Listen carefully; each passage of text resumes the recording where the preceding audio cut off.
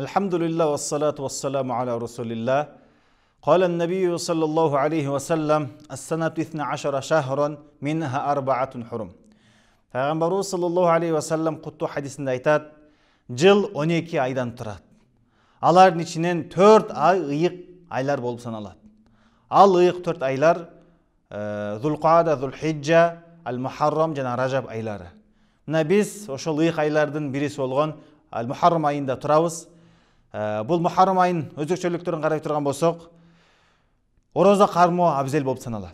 Пайгамбар алейхиссалам айткан: "Афдалус сиям ба'да Рамазан шахруллахил Muharram." Рамазандын орозосунан кийинки эле эң абзел орозо бул Muharram айында тутулган орозо дейт. Жана ошондой эле Muharram айында карай турган болсок, Ашура күнү бар.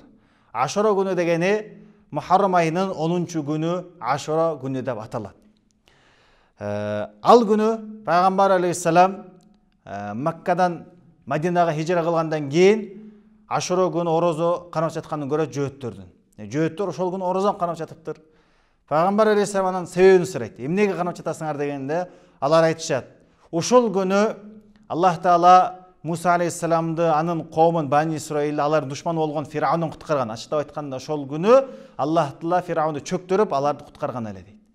Ошондуктан биз Аллага шүгүр айтып, мына бул күндү ыйык көрүп, орозо кармайбыз, Аллага шүгүр кылып дейт, ыраазычылыкты билдирип.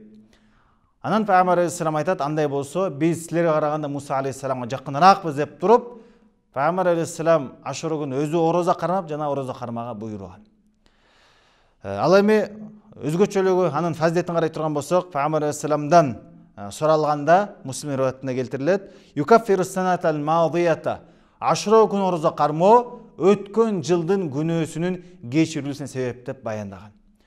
Ал эми маселесин карай турган болсок, уламалар айтышкан, Ашура күнүн орозо кармаганда бир күн алдын кошуп кармаган жакшыраак. Ачыктап айтканда, Muharram айынын 9-чу күнү орозо кармап, андан кийин Ашура күнү орозо кармаган жакшыраак дейт. Анткени жөөттөр дагы ошо Ашура күнү орозо кармагандыктан аларга окшоп калбаш үчүн бир күн алдын кошуп койгон жакшыраак дейт. Ошондуктан дагы Пайгамбар алейхиссалам айткан: "Фаиза кана амил мукбил сумна ал-яума таса." Иншалла кийинки жылы биз 9-чу Muharram күнүндагы орозо кармайбыз деген. Бирок ал күнгө жетпей, ал жылга жетпей эле Пайгамбар алейхиссалам бул дүйнөдөн акыркы сапар тарткан эле.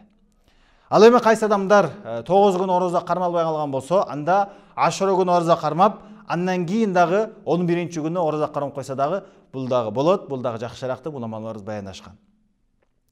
Андан кийинкиси Ашура күнү дагы бир өзгөчөлүктөрүнүн бириси Байхақи риwayatында келтирилет. Пайгамбарыбыз саллаллаху алейхи ва саллям айтат: "Ман вассаа ала ахлихи яума Ашура."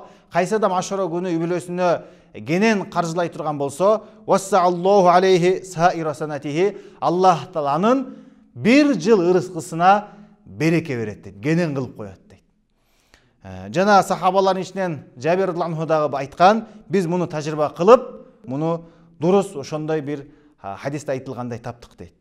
Жана уламалардан ичинен Суфейн бин Уйайна рахматуллаху алейхи дагы айтат: "Биз 50 жылдан бери, 60 жылдан бери тажрыйба кылып, мына бул хадисте айтылгандай пайдасын көрүп келе жатабыз." Ошондуктан ошол күнү дагы үй бүлөбүзгө хажаттарына кененирээк ишетсек, Аллах Таала бир жыл бою Аллах Таала ошого береке берет.